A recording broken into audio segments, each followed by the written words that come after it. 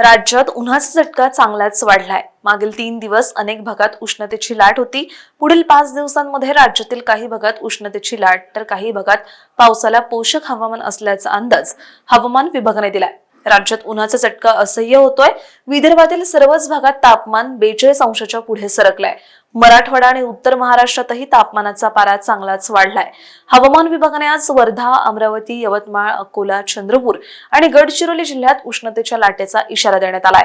तर सोलापूर, धाराशिव, लातूर आणि नांदेड जिल्ह्यात काही ठिकाणी ढगाळ हवामानासह हलक्या पावसाचा अंदाज देण्यात आला होता। गुरुवारी आणि शुक्रवारी काही भागात अंशतः ढगाळ हवामान राहून तापमानातही वाढ होण्याची शक्यता आहे। तर शनिवारी यवतमाळ, वर्धा, चंद्रपूर आणि गडचिरोली जिल्ह्यात काही ठिकाणी वादळी पावसाचा अंदाज देण्यात आलाय।